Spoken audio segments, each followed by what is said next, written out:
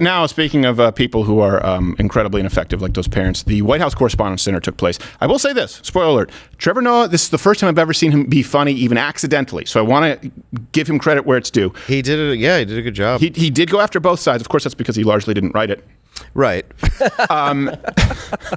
But they kicked off the dinner by playing a video montage, and there are some omissions, which we'll get to in a second, that recapped previous White House, for those who don't know, where they kind of roast the president in a very friendly way.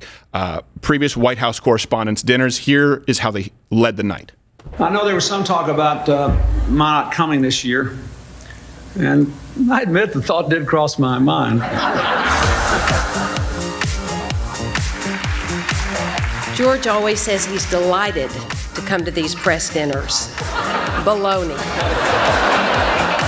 It is great to be here at the Washington Hilton. It's something a prostitute might say to a congressman. Isn't that what the confirmation process is all about here in Washington? Weeding out the truly qualified to get to the truly available. Well, here in one room we have members of the media, politicians, corporate executives, advertisers, lobbyists, and celebrities. Everything that is wrong with America is here in this room tonight. With that, I just have two more words to say. Obama out.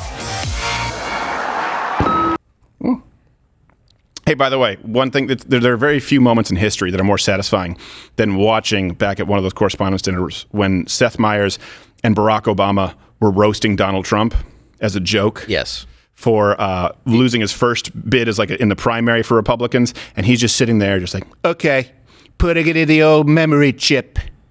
I think that's the moment he decided to become president. Yeah, it was like, no, I'm really going to go for it. Yeah, it's like when Bruce Wayne saw his parents killed in the alley. Yeah. So here's the funny thing is they show all of that, and those are pretty general, but they did omit one of the most legendary White House Correspondents' Dinners ever.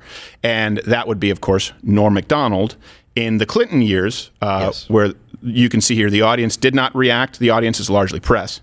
So it's not the American audience. So a lot of people always wondered why Norm wouldn't do well at some of these events, and they'd be laughing at home. Well, it's because that audience isn't your audience. And he always had a great sense for understanding the people at home are to whom I'm performing.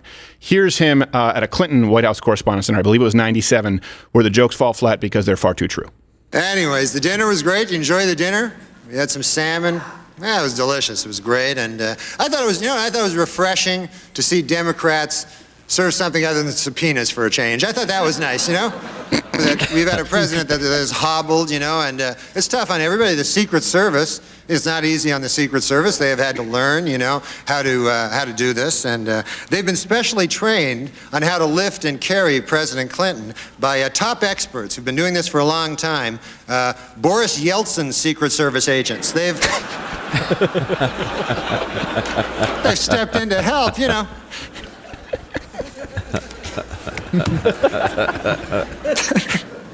There's a rumor that last week, a certain gentleman in ABC News, he went to a party and he got really drunk and he ended up having sex with his own wife. I don't know.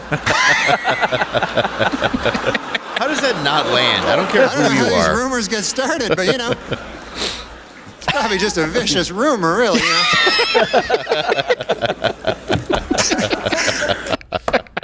I love that he's just enjoying the bomb. It's probably just a vicious rumor, That's you ever see when he did what was it? That's what got him banned from The View. So yeah. Because he said he was on there, he asked him about when George W. Bush just won. He said, "Yeah, I think it's good getting a good man into the White House, getting murderers out of the White House." Yeah. They go, "What? Well, murders out of the White House? I don't know." "Oh yeah, didn't you hear Bill Clinton? He killed a guy." Yeah, yeah. I said, "I thought you were supposed to be." He didn't know that. Yeah. And he kept doubling down on it. Yeah. Yeah, Joy Bear's like, you can't just say that. He's like, I'm not. No, I'm not. What? I thought everyone knew this. And then he pulls out his cell phone. He already pulled out his cell phone. Yeah. Hello? Huh? And they go, "What are you doing?" He goes, "Oh, your producer told me before it'd be funny if I pulled out and fake talked in my phone out here." So, yeah. He was just showcasing the absolute this house of cards that is the entertainment industry. All right, so going back to this Saturday, though. here's Biden, and there's Trevor Noah. Biden's reaction, which is there's no real winning with the reaction, but unfortunately, in this case, Biden has to laugh at the pain and suffering of the American people, so it just comes off really poorly. But I do think Trevor Noah did a better job than, for example, Stephen Colbert or Michelle Wolf, which means in her native tongue, not funny. Also, a quick note before people order their Ubers home tonight. Governor Greg Abbott is generously providing free buses for the Telemundo table. Very classy. Very classy.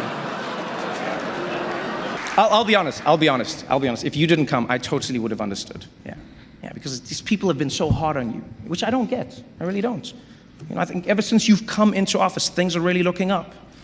Gas is up, rent is up, food is up, everything. No, it really has been a tough first year for you, Mr. President. And surely you must be a little worried about 2024. There's a lot of passion on the Republican side. There really is. It's going to be an interesting time. Thank you so much for having me. This is fun. I appreciate you. Please be careful leaving tonight. We all know this administration doesn't handle evacuations well. Good night, everybody. Thank you so much. That was funny. It was funny. That's funny. Oh, by the way, speaking of evacuations, if we get evacuated from YouTube, you can tune in every Monday through Thursday at 10 a.m. Eastern. You can watch the free show on Rumble, or you can watch, of course, like the full hour. It's like an hour and a half to 2 hours on Mug Club, lightwithcrowder.com/Mug Club, because YouTube don't pay nothing. I think he did a pretty good job there, Trevor Noah. I agree. Yeah. I do. I agree. I think it's sad because Biden and Pelosi are like that, where they go a little bit too happy at the parts where they're not supposed to. Right. And that's what he did. I think he just didn't know where he was. Yes, I think you're right. Because that was the moment where it's like, yeah, food prices are soaring. Right. Gas is soaring. And he's like, I know, right? I totally did do that. Yeah, people are starving. People are really hungry. Like, put an earpiece in him and just tell him, touch your forehead. If he has to, do that. And then people won't hate you. The sad part is, though, even with the earpiece, it's like, salute the Marine. He's like, salute the Marine. He's like, he would just be saying, laugh now. Yeah. Like, we've tried that. There's no way to work. Yeah, but you're supposed, you said, didn't say Simon Says. What? Who told you we were going to do this? Did Simon say shit in my pants? Yes, it did. Yeah. Can we just say that Simon said it and then, have him, hang him? Say he was on January 6th. Hang him out to dry. Yeah. Also, I need to dry my pants. I took 10 Viagra last night. Nothing.